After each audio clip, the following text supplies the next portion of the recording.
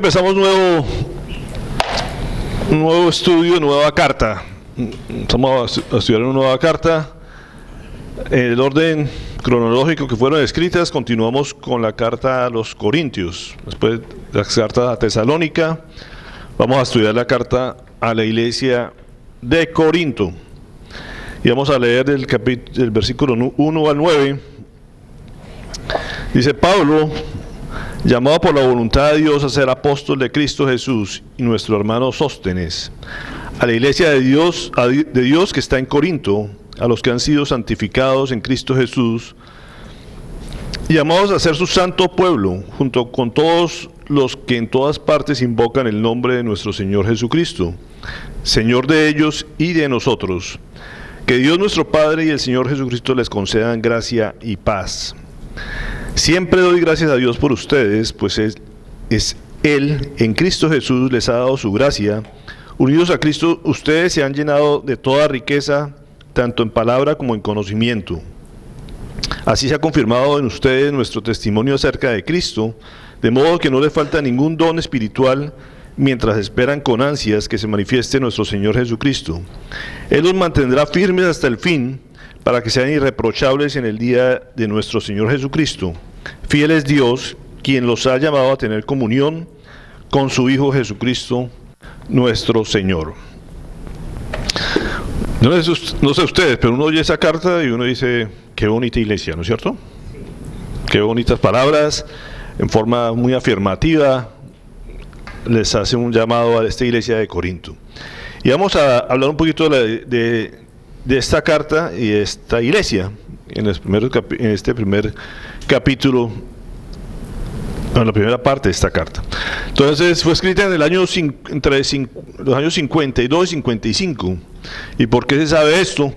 Si ustedes recuerdan, ya cuando estudiamos el libro de Hechos, hablábamos de la visita que Pablo hizo a Corinto, y hay unos hechos especiales que pasan en esa ciudad. Ustedes, si hacemos uso de la memoria, recuerden que siempre la segunda visita, sobre todo, empezó por la parte alta de Grecia, Macedonia, ¿no es cierto? Y en todas partes a Pablo lo sacaban expulsado, correteado, salía huyendo de estas ciudades, entre esas Tesalónica que acabamos de escuchar, y fue descendiendo hasta Grecia, hasta Atenas. Y en Atenas, ¿cómo le fue? Mal, ¿no es cierto? Hizo sus grandes exposiciones a gente muy culta, pero nadie le paró bolas, nadie le atendió mucho su palabra, y se fue deprimido, aburrido. ¿Hacia dónde? Hacia Corinto. Y aquí pasan ciertas circunstancias. La gente inicialmente predica en las sinagogas hacia su mismo pueblo judío, pero también lo sacan correteado de ahí. Pero el Señor aquí en una visión le dijo: aquí hay mucha gente que va a ser salva, aquí hay mucho potencial, aquí hay muchas cosas por hacer, y te vas a quedar un buen tiempo acá. Así que él ya se quedó tranquilamente, sabiendo que era la voluntad de Dios que él durara más tiempo ahí. Duró 1 año y medio, fue la ciudad donde más estuvo Pablo presente. Acuérdate que en Tesalónica había estado a lo mucho 3 meses, no alcanzó a durar más, o menos, es lo que dice la palabra. Pero aquí en esta ciudad sí duró 1 año y medio, fue la ciudad donde más casi que estuvo viviendo Pablo. Aquí se conoció con personas muy queridas para él. Ahorita vamos a ver eso. Aquila y Priscila empezó trabajando medio tiempo, parte de su tiempo, haciendo carpas, haciendo su profesión, y después ya se dedicó a tiempo completo a la obra de Dios. Así que fue una estancia especial para Pablo, donde fundó esta iglesia de Corinto. Él fue el fundador de esa iglesia de Corinto, y ahora le escribe desde Éfeso. En esta ciudad estaba Galión de gobernador de Acaya, era la provincia de esta zona, y cuando los judíos lo sacan de la sinagoga, dice que mientras Galión era gobernador de Acaya, y esto es en el año 50, 52 según los libros de historia, entonces esa fue la época que él vivió ahí. Quiere decir que cuando él se fue a Éfeso estaba alrededor del 52 al 55, o sea, fue después del 52 donde él escribe esta carta. Los judíos atacaron a Pablo y lo condujeron al tribunal. Entonces fíjense que los judíos lo sacan corriendo, no están de acuerdo, para ellos era un choque de lo que ellos creían, los que estaban convencidos con lo que él les venía a compartir, lo que el Señor, diciéndole que ya Yeshua el Mesías había llegado y era el Salvador, y esto lógicamente fue un choque para ellos y los expulsan de la sinagoga y lo llevan hasta el tribunal, pero Galión dice, eso es asunto de ustedes, religioso, yo no me meto ahí, así que no hizo nada contra Pablo. Y como digo, el mismo Señor utilizó la política o el gobierno que en ese momento para que no le hicieran nada a él, y antes lo protegieron y pudo salir con vida de esta ciudad. Eso fue lo que sucedió ahí en Corinto, en esta ciudad de Corinto. Pero vamos a hablar un poquito de Corinto, porque uno dice, ¿por qué le escribe tanto a esta ciudad y por qué era tan especial? Si uno ve la estrategia de Pablo, hemos hablado de ella, de cómo compartía del Señor. Él siempre llegaba a las ciudades, sobre todo más grandes de las regiones, ciudades cosmopolitas, podríamos decir, ciudades importantes, con mucha actividad, y siempre entraba por la parte de las sinagogas, por la gente judía que conocía la palabra, que era conocedora de la ley, y él trataba de explicarles ese cumplimiento de la ley. Siempre fue la estrategia esa, y cuando ya ellos no querían escuchar, ya empezaba a hablarle a los gentiles. Aquí era una ciudad muy importante en ese entonces, era una ciudad que en el Imperio griego había tenido mucha relevancia, su ubicación geográfica era muy especial, era una ciudad donde había mucho comercio, se puede comparar casi que es como una especie de canal como Panamá. Ustedes saben cómo es Panamá, ¿no? Está junto a dos mares, pasa mucho comercio, pasan todos los barcos de un lado para otro. Entonces, económicamente una ciudad muy importante, pero que había tenido su decadencia, pero los romanos, que en este momento están gobernando, otra vez le dan ese auge, y venía mucha gente, había alrededor de más de 300.000 habitantes, dicen los historiadores, para esta época. Entonces, una ciudad con mucha actividad económica, deportiva. Los segundos juegos más importantes de esa época, después de las Olimpiadas de Grecia, eran los juegos en esta ciudad de Corinto. Entonces, Pablo escogió esta ciudad porque dijo, allí le voy a llegar a mucha gente y la palabra se va a difundir rápidamente, y de ahí puedo llegar a mandar la palabra a mucha gente que pasa por ahí. Este es el sitio geográfico, ustedes ven por acá, cómo la gente se evitaba dar toda esta vuelta en los barcos ese entonces y podía cortar camino por acá. Aquí está la ciudad de Corinto. De Roma fueron expulsados Aquila y Priscila, la pareja que se encuentra con Pablo y que fue de mucha ayuda para Pablo en la ciudad de Corinto. Entonces, mire, ellos vinieron de Roma y se ubicaron en la segunda ciudad más importante del imperio, y este es el trayecto que venía haciendo Pablo. Aquí fue el punto de encuentro de esas dos, de Pablo con Aquila y Priscila, y el lugar donde él vivió este tiempo, para que se ubique. Mire dónde está Éfeso, está hacia esta zona, está en la zona de Turquía, que es lo que es la actual Turquía. Recuerde que él después viajó de acá en barco otra vez de regreso en el segundo viaje misionero y se establece en Éfeso. Y desde Éfeso está escribiendo esta carta. Esta carta nace, ¿por qué? Porque empezaron a haber problemas en la iglesia. Ellos mandan cartas a Pablo diciéndole, oiga, usted es el fundador de aquí, ayúdenos con estas situaciones, tenemos muchas inquietudes. Y él responde esa carta, que es la carta que estamos hablando. Él me había mandado otras cartas antes de eso. Sin embargo, también, ahorita vamos a ver qué pasó con esas cartas. Entonces, mira aquí todavía el canal que queda. Por aquí, por estos canales, pasaban los barcos, cortaban camino por tierra y parte montaban los barcos. Alguna vez mostramos algunas imágenes como sobre troncos iban montando esos barcos para que pasaran por tierra, y eran muchos días de viaje que se ahorraban por esos canales. Todavía existen estos canales por donde pasaban los. Y en la parte religiosa de Corinto, ¿qué pasaba? Era así como tenía una actividad comercial y política importante, tenía una actividad también muy religiosa. Estaban básicamente los sitios de adoración de diferentes dioses. Acuérdate de que los cristianos y los judíos eran los únicos que hablaban de un solo Dios. Todas las demás regiones, todas las demás creencias hablaban de múltiples dioses. Y entonces en esta ciudad estaban acostumbrados a tener diferentes templos para cada dios. Entre eso el templo de Apolo, que era uno de los más importantes. Aquí vemos imágenes de eso. El de Afrodita, el de Poseidón, el dios de la salud, que era Escolapio, que todavía se sigue hablando de ese dios en los símbolos de la medicina. Entonces, cuando la gente que tenía un problema de enfermedad iba a rogarle, a hacerle ofrendas al dios de Escolapio, y cuando se sentía con problemas de amores y eso, entonces se iba al de Afrodita, y así había un dios para cada necesidad. El de Afrodita, ustedes sí han escuchado a Afrodita, ¿no?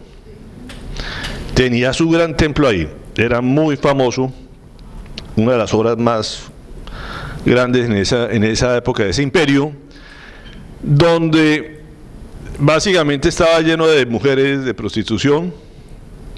La gente iba a ofrendar para buscar fertilidad para sus terrenos, para mejorar su economía, y en ese pago tenían derecho a escoger una mujer, con lo cual tenían relaciones sexuales con ellas, y ese era el famoso templo de Afrodita. Entonces, una ciudad de mucho comercio, de mucho dinero, de mucho marino, pues imagínense cómo se pasaban estos templos en actividad permanente, y la gente era lo que vivía ahí. Se puede decir, muchos lo comparan a la ciudad de Corinto, y de hecho hablar de que una mujer era corinta o un hombre de Corinto era básicamente decirle era prostituto, era algo despectivo que le podía decir a alguien cuando le decía tú eres un corinto o eres una corinta.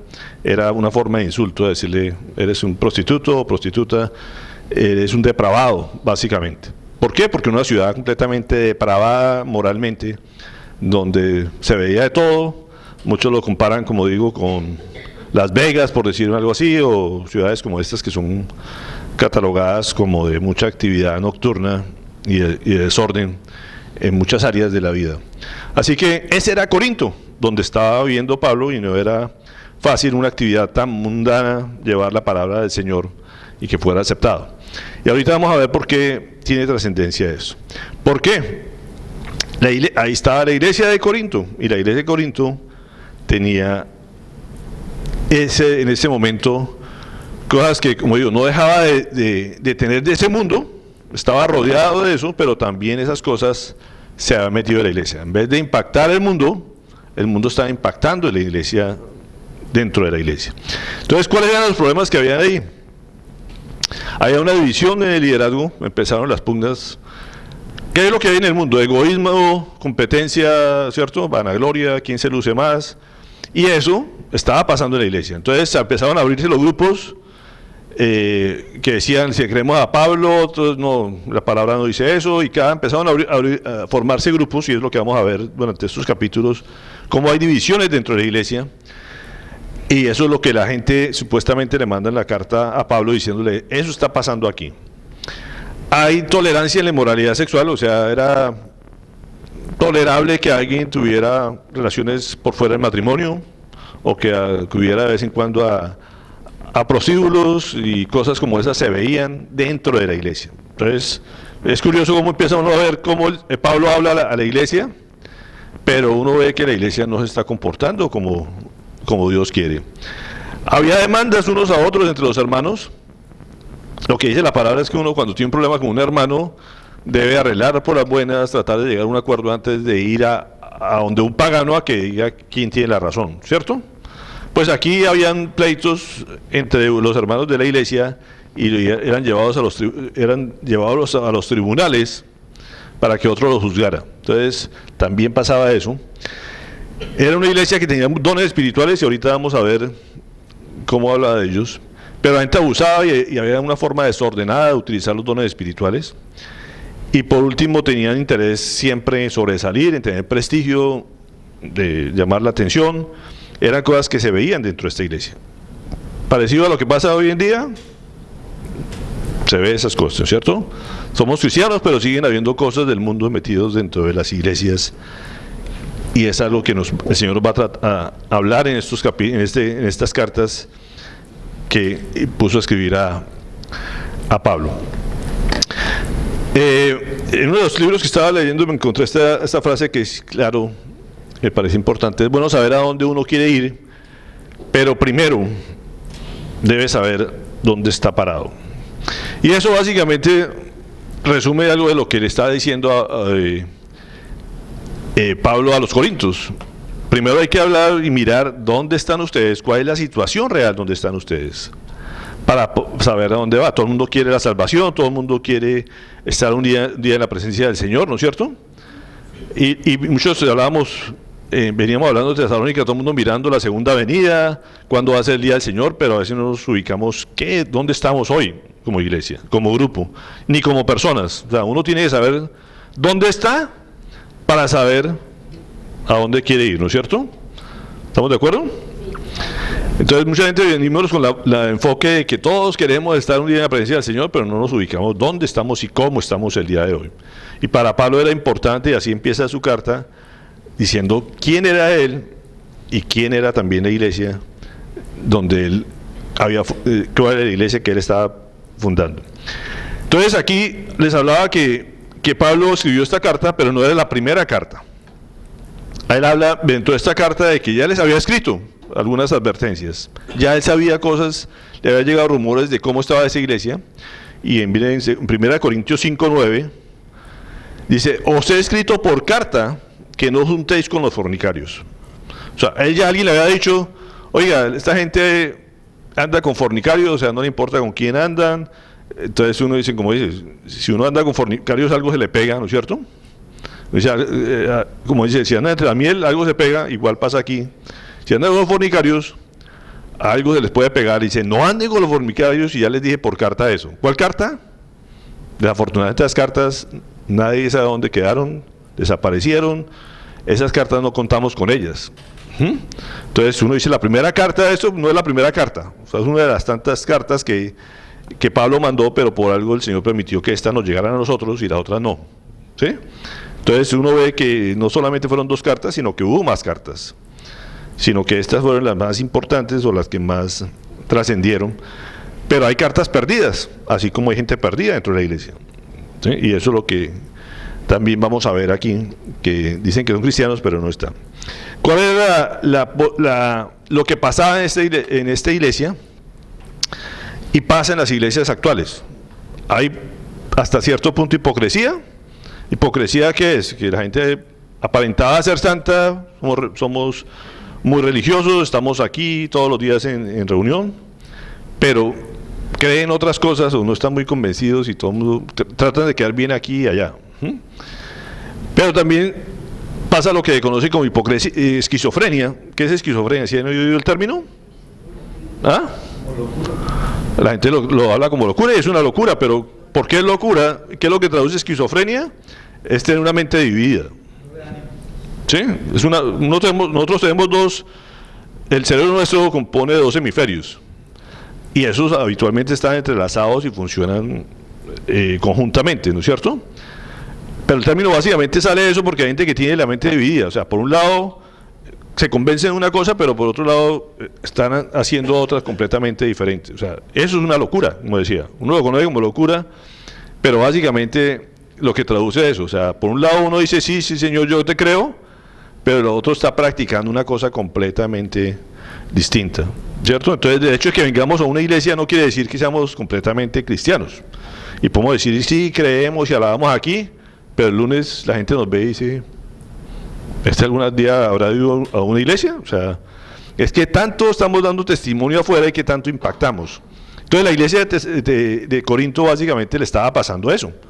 O sea, uno dice, oiga, el Señor les habla en forma clara, ahorita vamos a ver, eran ricos en muchas cosas, pero que en la práctica estaba lleno de problemas y de desórdenes que se copiaban de las cosas que hacía el mundo.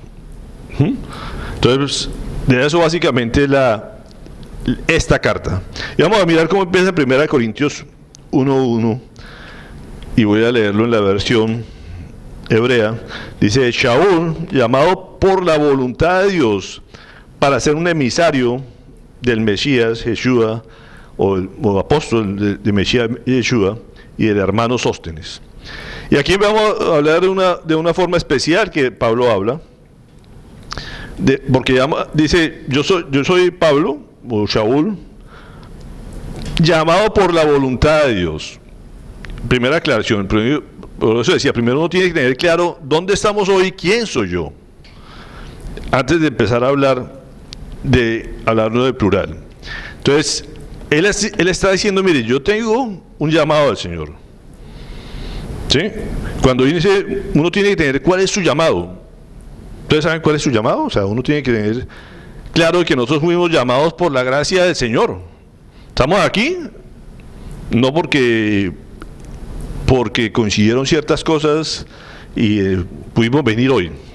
Y otros dijeron, coincidieron ciertas cosas por las cuales no vinieron hoy. Uno tiene que tener claro que estamos aquí por la voluntad de Dios. Y los que no están es por la voluntad de Dios también. ¿Estamos de acuerdo? O sea, no sé por qué las cosas coinciden así. Y Pablo la tenía clarita, dice, yo estoy aquí por la voluntad de Dios. Todos conocemos la conversión de Pablo.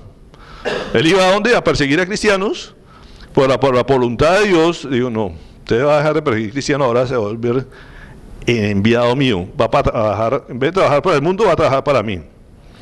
Y Pablo la tenía clarita, dice, yo estoy aquí por el llamado de Dios.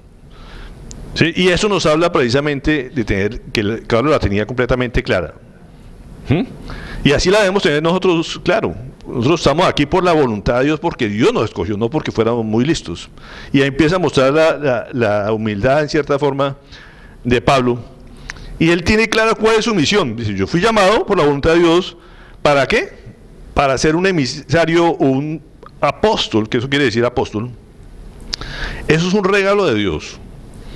Y cuando uno encuentra que uno está ahí no es por sus méritos, sino porque Dios se le dio la gana. ¿Estamos claros? Ahí se acaban las envidias, se acaba la competencia con los hermanos. Entonces fíjense que él desde entrada le está mandando un mensaje. Estamos hablando de que era una iglesia que estaban en divisiones, en competencias, cuál es el mejor, esta predica, no me gusta cómo predica, entonces me voy para otro lado, y empezaba a quedar aquí como a lucirse, a mirar a ver quién jalaba más gente. En vez de entender que todos trabajaban para lo mismo, para el mismo Señor, que era el Señor Jesucristo, ¿no es cierto? Entonces ahí se acaban las competencias. Uno dice, hombre, si no les gusta venir aquí, pues vayan para otro lado, pues no tiene por qué pleitos entre nosotros, ¿no es cierto? Todos trabajamos para lo mismo. Y eso es lo que pasaba en la iglesia de Corinto, y Pablo empieza a decir, yo soy un llamado por Dios, no es por voluntad ni por méritos míos, y he puesto aquí a trabajar porque Dios me quiso así. Eso es lo que está hablando ahí. Y les dice, de entrada en la carta, y el hermano Sóstenes, ¿sí o no? Le dice así. ¿Cuáles son los ministerios que el Señor manda? Hay diferentes ministerios, diferentes llamados a hacer funciones de la iglesia. ¿Quién lo estipula así? El Señor. ¿Estamos de acuerdo? En Efesios 4, 11, 12 nos dice, el mismo constituyó a unos apóstoles. ¿Qué es apóstol? Dijimos ahorita. Es un enviado, un emisario, el que lleva un mensaje de parte de Dios, ¿cierto? A otros profetas, que hemos hablado de que es profeta, el que habla la palabra de Dios, ¿sí? A otros evangelistas, que llevan las buenas nuevas, las buenas noticias del evangelio. A otros pastores y a otros maestros. Esos son los 5 dones ministeriales, o sea, son los 5 tipos de ministerio que se dan en una iglesia. Y si a cada uno le da el que él quiere. Como dice, hay gente aquí que se la pasa compartiendo a otros en los buses, en Transcaribe, ¿cierto?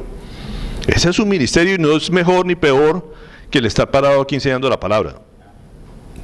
No va uno a competir por eso. Y el que anda llevando el mensaje de lado a lado, como lo hacía Pablo, ¿ese qué es? El apóstol, y pues esa es la función de él. No está parado en un solo sitio enseñando la palabra como el maestro o como el pastor. ¿Me explico? Y el pastor puede ser que no sea maestro, hay pastores que no son maestros de la palabra, aunque parezca como extraño. Pero hay maestros que no somos pastores también. ¿Me explico? Entonces no hay por qué competir unos con otros, ni uno es mejor que otros. Cada quien a Dios le da un llamado y a ese lo respalda a eso, pero cada uno es independiente y no hay por qué competir en ese aspecto. Entonces, eso dice, ¿a fin de qué? ¿Todos estos ministerios para qué sirven? Para capacitar al pueblo de Dios, ¿para qué? Para que obren el servicio, para que sirvan y para edificar el cuerpo o la iglesia. Entonces, eso es lo que el Señor para eso capacita a la gente en estas áreas. Habitualmente uno, como digo, muchos estamos aquí sin querer ser maestros, sin querer ser pastores, y el Señor nos tiene... ¿Por qué? Porque Él lo quiso así. ¿Sí? Entonces no hay nada de que gloriarse ni creerse mucho como lo estaba pasando en la iglesia de Corinto. Y él empieza su carta diciéndoles esto: yo fui llamado por la voluntad de Dios para ser apóstol, y el hermano de Sóstenes. Entonces, como el Señor nos llama y nos pone a hacer un trabajo, nunca puedo olvidar que tiene que rendir uno cuentas. Igual estaba el pendiente de la iglesia que él había fundado, donde la había creado, y él estaba atento precisamente a las necesidades de la iglesia porque sabía que tenía que darle cuentas a Dios. ¿Qué nos dice aquí? Que estaba con Sóstenes. ¿Quién era Sóstenes? Nos habla un par de veces nomás, en dos partes, en todas sus cartas nos habla de Sóstenes. Mire, cuando leímos Hechos, ya lo hemos estudiado ahí y creo que ya se nos ha olvidado Sóstenes, pero en Hechos 18 dice, así que mandó que lo expulsaran del tribunal, cuando leíamos que fue expulsado del tribunal, entonces se abalanzaron todos sobre Sóstenes, el jefe de ¿qué? De la sinagoga, y lo golpearon delante del tribunal. Mire, este era otro golpeado, pero Galión no le dio ninguna importancia al asunto. Entonces se supone que Sóstenes era el jefe en ese momento de la sinagoga. ¿Saben lo que es eso? Era la máxima autoridad en ese momento de la sinagoga, donde Pablo iba a predicar, a compartir la palabra, y la gente, todos los miembros también se fueron en contra de Pablo y le dijeron a Sóstenes: usted, siendo el jefe, no hizo nada para que este tipo venga aquí a hablar de cosas con las cuales no estamos de acuerdo. Entonces, como no pudieron a golpear a Pablo, golpearon a Sóstenes. ¿Qué nos muestra la historia aquí? Que este hombre que fue golpeado, que de todos modos recibió la palabra, se convirtió en un discípulo más y compañero de lucha de Pablo, con el cual se fue a Éfeso, y él está allá, precisamente con él, mandándoles estos, y él nos que escribieran esta carta a los dos, porque vemos que en toda la carta le habla en singular, pero de entrada le dice: mire, estoy aquí con Sóstenes, y él me está ayudando en esto. Y cuando un líder está seguro de sí mismo, él no le da temor exaltar a la gente que lo está acompañando y está ayudando, ¿cierto? ¿Por qué? Porque no hay competencia con él. Otro diría: no, yo solito les escribo y no sé qué. Le decía: no, yo estoy aquí con Sóstenes y la persona me apoya y estamos en común acuerdo escribiendo esta carta, ¿sí? Entonces, fíjese, desde ahí empieza a haber detalles de cómo es el liderazgo de Pablo. Pablo no le da ningún temor, él no tiene ninguna cosa de vanagloriarse, sino todo lo contrario. Él dice: estamos aquí sirviendo al Señor y estamos aquí. Siempre los ministerios se hacen por lo menos entre dos, no se puede andar solo por el mundo, eso es importante que lo tengamos claro. Uno siempre ve que el Señor manda de dos en dos, ¿cierto? Y también para eso nos hizo como matrimonio, para que siempre estemos acompañados y siempre tengamos a quien rendir cuentas. Es importante eso. Y él está rindiendo cuentas, y él dice: aquí estoy con el que era el jefe, era el jefe de la sinagoga, ¿sí? Y él es mi respaldo y me ayuda, y una persona también conocedora de la ley, y también conoció de la palabra, y mira, ahora está trabajando conmigo, porque reconoció que Yeshua, el Mesías, es el único verdadero. Entonces él dice: estoy con Sóstenes, y está ayudando aquí, y está colaborándome conmigo. Entonces, de entrada, ese es el saludo que él les da, y en 1 Corintios 1:2 les habla, ya empieza a hablarle ya en la parte plural. Entonces uno siempre tiene una parte singular, que es una responsabilidad ante Dios: quién soy yo ante Dios, y por último, cómo es la iglesia o el grupo que pertenecemos ante Dios. Y dice: a la comunidad, o dice en su otra versión, a la iglesia. Aquí dice: la comunidad mesiánica de Dios en Corinto, formada por aquellos que han sido apartados por Yeshua el Mesías, llamados a ser un pueblo santo para Dios, juntamente con todo el mundo en todas partes que invoquen el nombre del Señor Yeshua el Mesías, su Señor además de nuestro. Es lo que dice en esta versión. Entonces mire cómo empezamos a hablar de algo particular, ¿cierto? Individual de Pablo. Yo soy enviado del Señor, Él me escogió, y ahora empieza a hablar como iglesia, y de entrada siempre les dice: la iglesia o la comunidad mesiánica, porque la mayoría eran judíos, de Dios. Y es importante que tengamos eso claro, porque no es una iglesia, la iglesia de Corinto como tal solamente, ¿cierto? No puedo decir la iglesia de Cartagena, no puedo decir la iglesia de La Boquilla o el Holiday Inn o la iglesia, como dicen, del Dr. Freddy, ¿cierto? Todos los grupos donde están reunidos es la iglesia de Dios, independientemente de dónde están. No es solamente una situación geográfica, es la iglesia de Dios donde quiera que Dios la ubique. Y él de entrada les dice eso, la comunidad mesiánica ¿de quién? De Dios, en Corinto. Entonces él antepone a quién pertenece la iglesia. Y después le dice, está formada por ¿quiénes? Los que han sido apartados, dice, ¿sí o no? Llamados a ser un pueblo santo para ¿quién? Dios. Entonces fíjense que son una iglesia de Dios, llamados por Dios, escogidos por Dios para Dios. Ese es el propósito de la iglesia. Y eso es importante que lo tengamos claro. Entonces, dice, somos apartados por Dios y para Dios. ¿Sí? Ese es el propósito de la iglesia. Entonces, nadie tiene que gloriarse. Estamos llamados por Él para servirle a Él. Le dice, apartados por Dios, perdón. Y dice, gracia a vosotros y shalom de Dios, vuestro Padre, nuestro Padre y el Señor Yeshua el Mesías. En el versículo 3 dice, gracia y paz a vosotros, dice la otra versión, ¿no es cierto? Gracia es una forma muy común en la parte griega. Caris, hemos hablado del caris, que es la parte de gracia. Y shalom es la forma muy habitual de saludo de los judíos. Y es algún deseo especial. Gracias, tenga todo el favor de Dios, tenga toda la ayuda de Dios, y por otro lado tenga la paz, que no solamente la paz, estar en tranquilidad, sino que en todos los aspectos de su vida usted esté en comunión con Dios. Eso es lo que básicamente decía los saludos, y un saludo muy habitual en todas las cartas del apóstol Pablo, ¿cierto? ¿De parte de quién? De nuestro Padre y del Señor Yeshua el Mesías. Y cuando precisamente él está hablando aquí en un término de autoridad, como digo, diciéndole, yo fui escogido de Dios, soy enviado de Dios y vengo en nombre de Dios, ¿cierto? Es un tono que básicamente le está diciendo, estoy utilizando la autoridad que el Señor me da. O sea, yo voy a hablarles, empiezo a saludarles elogiándolos, pero uno va a ver que en toda la carta él habla fuerte y habla con cierta autoridad y imponiendo cierta disciplina. Y él todo el principio de la carta está hablando precisamente de respaldo de Dios hacia él, y viene hablando en nombre de Dios y no solamente a nombre propio. Entonces es claro el propósito que Pablo tiene en esta carta. Y miremos lo que dice el versículo 4 y 5.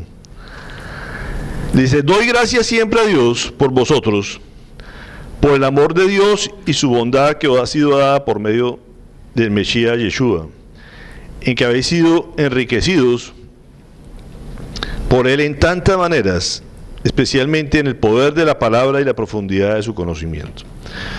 Entonces fíjate que primero habla de que son una iglesia escogida, una iglesia apartada, que fue deseo del Señor que existiera, ¿no es cierto? Pero después les dice la situación que ellos han tenido. Le dice, ustedes han sido, se puede decir, privilegiados de la bondad de Dios, ¿sí o no?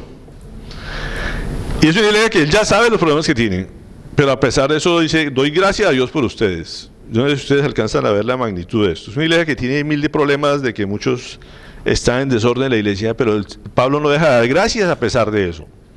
Y le dice de entrada, yo doy gracias por ustedes, porque existen, o sea, por lo menos han tenido la voluntad de escuchar la palabra del Señor, han querido aceptar de que esto es verdadero, ¿cierto? Que se congregan, que se reúnen, a pesar de todas sus imperfecciones. Y él dice, yo doy gracias a Dios por ustedes. Dice, por el amor de Dios. ¿Ustedes alcanzan a ver eso? Es el amor de Dios los que nos mantiene ahí. El amor de Dios es lo que nos mantiene aquí a nosotros reunidos, ¿cierto? Aquí pueden haber errores entre nosotros, pecados entre nosotros, pero si estamos aquí es por el amor de Dios. Y dice, y de su bondad que ha sido dada por medio de Mesías el Yeshua. Y dice, ustedes han sido enriquecidos, dice el 5, ¿sí o no? ¿Sí dice? Sí. De tantas maneras, ustedes han sido beneficiados de muchas maneras aquí en esta iglesia, ¿cierto? Y como digo, una cosa es que el Señor me dio, el Señor me sanó, el Señor me salvó, y otra cosa, el Señor nos salvó a todos, ¿cierto? Entonces fíjese que hay una parte individual que uno siempre dice, el Señor me escogió, el Señor me hizo, pero cuando uno habla del término conjunto en plural, este también el amor que nos hace llevar unos a otros, decirnos todos estamos en la misma posición. Aquí no tiene por qué haber envidia, recelos, competencia, porque todos tenemos que hablar de lo mismo. ¿Me explico? Y eso es lo que Pablo le está queriendo decir aquí. Todos han sido, y doy gracias por todos ustedes. Dice, ustedes han sido enriquecidos por él en tantas maneras. Pero dice, especialmente, y es bien paradójico eso, ustedes han sido enriquecidos por el poder de la palabra. O sea, una iglesia que tenía palabra. No era por desconocimiento que estaba pasando esto. Era como digo, estuvo año y medio Pablo allá hablando desde la palabra de Dios, no iban a tener palabra, ¿cierto? Conocían de la palabra, dice, y la profundidad de su conocimiento. Y es importante que tengamos eso claro. Corinto no solamente era una ciudad con mucha actividad comercial, con mucha actividad económica, era gente próspera, de ahí venían todos los soldados jubilados, se puede decir que habían luchado por Roma, era la ciudad de retiro, ¿cierto? Era la ciudad religiosa o desorden, sino que era una ciudad muy culta. O sea, se puede decir, vivían muchos intelectuales, mucha gente de alto conocimiento filosófico, había mucha filosofía, mucha influencia filosófica. Entonces, hay gente, no solamente uno dice, hay ciudades que son caracterizadas por el comercio solamente, es una ciudad que básicamente incluía muchas cosas y eso enriquece una ciudad. ¿Me explico? Y esa era Corinto, o sea, era una gente que no podía quejarse, que no tenía se puede decir, las mejores universidades de su época, los sitios de concentración, y era gente que había sido beneficiada con eso. Pero aparte de eso, había llegado una palabra también profunda de conocimiento, donde la gente hacía muchos interrogantes, eran resueltos, y de hecho estos están preguntándole a Pablo, ¿qué hacemos? ¿Está pasando estas cosas? Era gente con ansia de conocimiento, porque tenía una formación, no era una iglesia de gente inculta, de gente ignorante, sino todo lo contrario, era una iglesia que tenía muchas cosas a los ojos del mundo muy buenas, pero también el Señor les había favorecido eso, les había favorecido con eso, y les decía, ustedes han sido ricos en palabra, ustedes han sido ricos en conocimiento, y tienen que reconocer esto, y a esa iglesia a la que yo le hablo. Entonces es importante que tengamos claro eso. Entonces es una iglesia enriquecida, ¿sí? ¿Estamos de acuerdo? Y le dice, 1 Corintios 1, 6, 7, dice, verdaderamente el testimonio acerca de Mesías ha quedado firmemente establecido en vosotros, de modo que no os falta ningún don espiritual. Y a mí, como digo, me llama mucho la atención esta parte. ¿Cómo es posible que esta gente que conocía tanta palabra, que tenía tanto conocimiento de la palabra del Señor, que ha estado conviviendo tanto con Pablo, estén pasando estas cosas? ¿Cierto? Y le dice, ustedes verdaderamente, el testimonio acerca del Mesías ha quedado firmemente establecido en vosotros. Y uno dice, ¿cuál es el testimonio de esta gente? Si dice que hay tantos problemas, si la gente está portándose, hay tantos pleitos entre ellos, tantos pecados que continuan practicando, pero él les dice, oye, el testimonio de ustedes quedó firmemente establecido en vosotros. ¿Cuál puede decir la medida del testimonio? Y es importante que lo veamos de ahí, porque dice, ustedes no le falta ningún don espiritual. Una iglesia que recibe palabra tiene que verse los dones espirituales. ¿Explico? Y en esta gente las tenía, dice ustedes, dice, básicamente no le falta ningún don espiritual.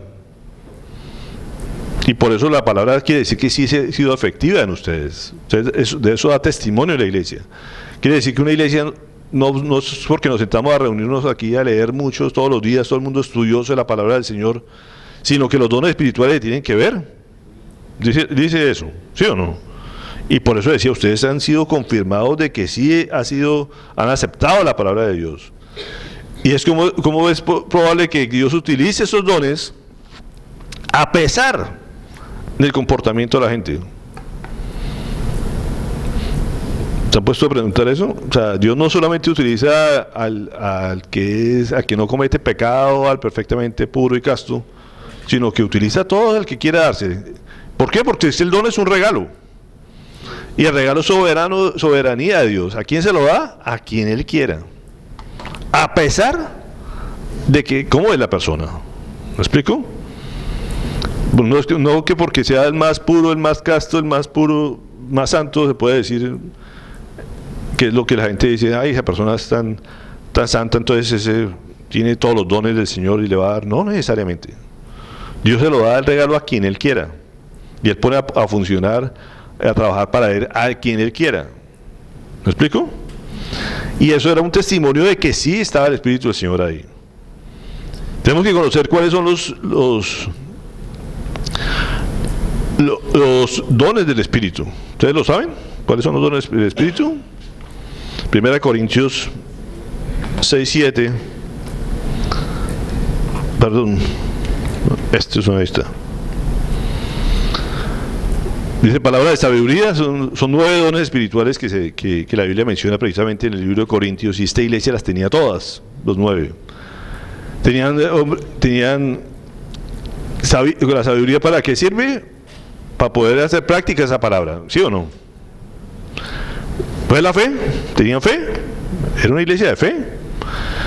Tenían palabra de ciencia, o sea, tenían conocimiento verdaderamente de cómo funcionan las cosas. Tenían sanidad. ¿Dónde sanidad? Lo tenían. ¿Dónde milagros? Había milagros en la iglesia de Tesalónica, sí.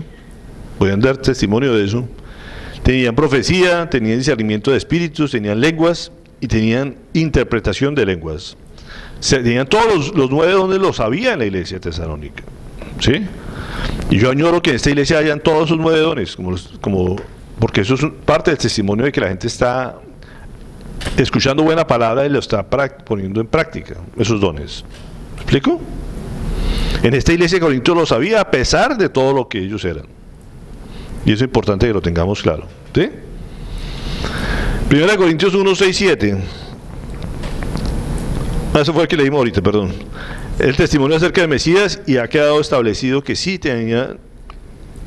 habían cumplido ese testimonio. Ahora, la otra parte del 7 dice, y otra característica de esta iglesia dice, estáis ansiosamente esperando la revelación de nuestro Señor Yeshua, el Mesías. Entonces fíjense que la iglesia siempre tiene, y siempre Pablo lo acostumbra, habla del pasado, cómo fueron escogidos, pues por la gracia del Señor. Habla del presente diciéndole, ustedes tienen los dones, y dan testimonio del Señor por los dones que tienen. Todos tenemos que tener algún tipo de don de esto, ¿sí? Y uno da testimonio de esto cada día de su vida. Pero además tiene la mira puesta en el futuro, en la venida del Señor Jesucristo. O sea, uno no puede andar sin tener que estar recordando las 3 cosas. Uno recuerda un pasado donde me sacó el Señor, ¿no es cierto? ¿Dónde estoy hoy presente? ¿Cómo estoy actuando hoy? ¿Qué don del Señor estoy haciendo uso? ¿Cuál fue el don que el Señor me regaló? ¿Y cómo me está usando, y cómo lo estoy usando para glorificarlo a Él? Para que cuando Él venga, yo pueda mostrarle los frutos de eso, ¿sí? Y darle como ofrenda a eso. Esa es la visión que ellos tenían como iglesia. Ellos dicen, ansiaban la venida del Señor. Es algo que nosotros debemos permanentemente tener, ansiar que el Señor venga. ¿Para qué? Para decirle, mire, lo que me diste yo lo puse a producir. Y soy un obrero fiel a esto. ¿Sí? Para eso es lo que uno debe, y eso es lo que Él está recordando a esta iglesia. Ustedes ansían que el Señor se revele en su segunda venida. ¿Está ahí claros? Pasemos a 1 de Juan 2:28. Vamos a dar un salto. 1 de Juan 2:28 dice, y ahora, queridos hijos, permanezcamos en Él para que cuando se manifieste podamos presentarnos ante Él confiadamente, seguros de no ser avergonzados en su venida. Y creo que es un gran reto que tenemos. Yo digo, ¿qué pasara si en ese momento de viniera el Señor y encontrara esa iglesia así como estaba? Después de todo lo que el Señor les había dado, en forma individual y en forma colectiva. Ellos estaban haciendo la venida del Señor Jesucristo, pero decía, ¿qué tal que hubiera venido ese día? ¿Cómo los encuentran? ¿Estarían avergonzados? Yo creo que sí. La pregunta es cómo nos va a encontrar a nosotros como iglesia. ¿También nos avergonzaremos? Por eso dice, permanezcamos en Él para que cuando Él se manifieste, nos encuentre uno bien parado, como dice. Que no nos encuentre en el lugar equivocado. Esta gente, como digo, había gente de la iglesia, y vamos a ver en el transcurso de estas cartas, les digo, ustedes están practicando, teniendo relaciones sexuales por fuera. Ustedes están comiendo animales sacrificados en la fiesta, hacen para Apolo por lo menos. Ustedes van a la fiesta de Apolo, cada vez que el día del dios Apolo, la gente iba ya como iglesia a participar de esas fiestas. Y el Señor había dado unas instrucciones que uno no puede participar de esas cosas. ¿Me explico? ¿Cuántas cosas hoy participamos del mundo que el Señor de pronto no le agrada? ¿No es cierto? Y el Señor, ¿será que ese día que llegue nos encuentre por allá en una reunión que no debiéramos estar? ¿O con una relación que cual no le agrada? O sea, muchas cosas que el Señor en su venida de pronto se va a encontrar. ¿Y qué va a pasar? Ahí es donde viene la vergüenza de eso. Y es lo que le está diciendo aquí en Primera de Juan, que tiene que ver con lo que Pablo le está diciendo aquí. O sea, ustedes ansían la venida del Señor, pero en cierta manera, ¿están preparados para eso? Estamos todos en un proceso. Todos llevamos cosas todavía del mundo arrastrando, porque creo que no hay nadie que diga, yo ya abandoné todas las cosas del mundo. El problema, como decía, es que tengamos esquizofrenia mental, de que tengamos un pie allá y otro acá, y solamente unos días nos portamos de un modo y otros días nos portamos de otro. Eso es una esquizofrenia, es una locura, como decían. Pero que todos llevamos arrastrando algo todavía, todos llevamos algo. Y lo que nos tenemos que estar es evaluando para cada día ser menos corintios y ser más espirituales. ¿Me explico? Y eso es lo que nos deben enseñar estas cartas durante este proceso que vamos a empezar. Primera de Juan 3:3, ahí adelantico, nos da la fórmula, dice, y todo el que tiene esperanza en Cristo, dice que se purifica a sí mismo, así como Él es puro. Y eso es algo que tiene que salir de la voluntad nuestra. ¿Sí? Porque la gente dice, Señor, purifícame. ¿No? ¿Sí o no? ¿Alguien ha hecho esa oración? Señor, límpiame. No, es que uno tiene que limpiarse, uno tiene que purificarse diariamente. El Señor ya nos dio el Espíritu, que nos jala las orejas y nos dice, lo que está haciendo está mal. Lo que nosotros llamamos conciencia es ese sentir que cosas que nosotros hacíamos como algo natural, ya el Señor nos dice, ¿sabes qué? Esto está mal. Esto al Padre no le gusta. Eso es la función del Espíritu. Convencernos del pecado. Y eso que estás haciendo, eso se llama pecado. Y a Dios no le agrada. ¿Sí? Y el día que Él venga te vas a avergonzar si te encuentras practicando eso. Entonces es importante que tengamos claro, pero ¿de dónde sale la voluntad de purificarnos? De nosotros, de nuestra voluntad. Y por eso uno se purifica a sí mismo para llegar a ser puro como Él. Esa es la voluntad que uno tiene que tener presente todos los días. Vamos al 8. ¿Sí? 1 Corintios 1:8 dice, era posible que os mantengáis firmes hasta el final, y por lo tanto irreprensibles en el día de nuestro Señor Yeshua el Mesías. Dios es digno de confianza, pues fue Él quien los llamó para que tuvieseis comunión con su Hijo, Yeshua el Mesías, como nuestro Señor. Y esto es claro que lo tengamos bien presente. El Señor, no nos podemos desubicar de a quién está hablando Pablo. Y les dice, mire, el Señor es fiel, el Señor es digno de confianza, Él sigue guardando a ustedes la salvación, porque Él prometió eso.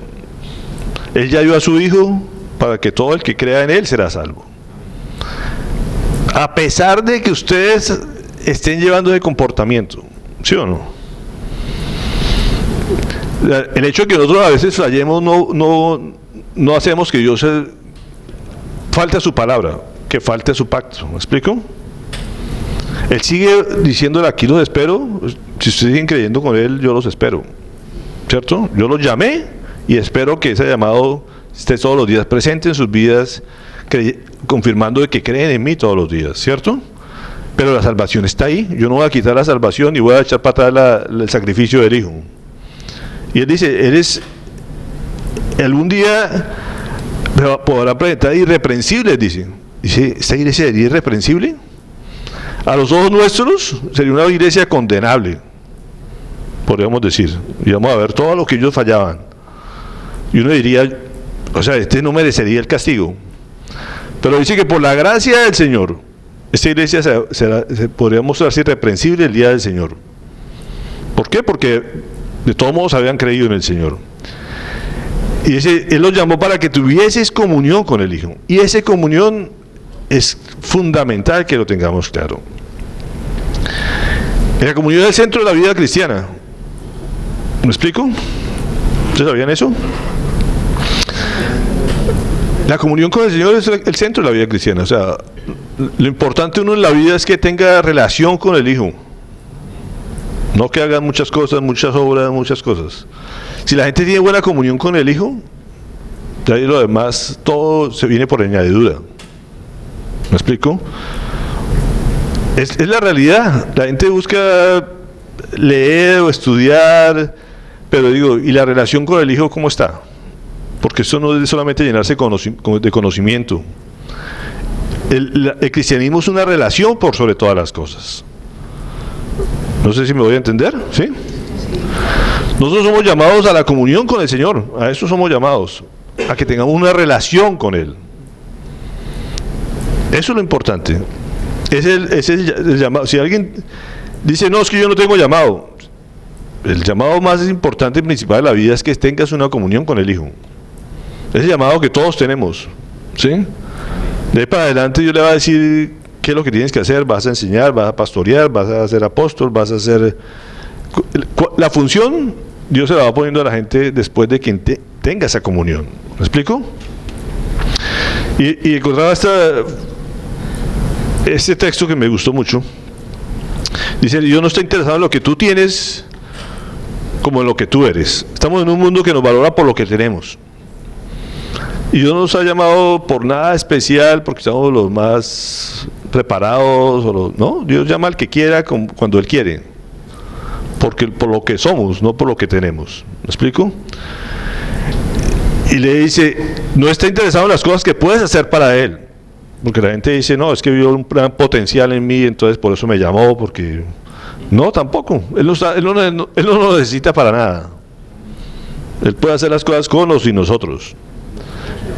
Y así lo hace, exacto. No, lo hizo con esta iglesia en Corinto. Entonces no es por lo que podamos hacer para Él que vamos a caerle mejor, sino por la relación. Dice, está interesado en la intimidad. Te salvó para conocerte, para intimar, para pasar tiempo contigo. El Señor lo que siempre busca es una relación con el hombre.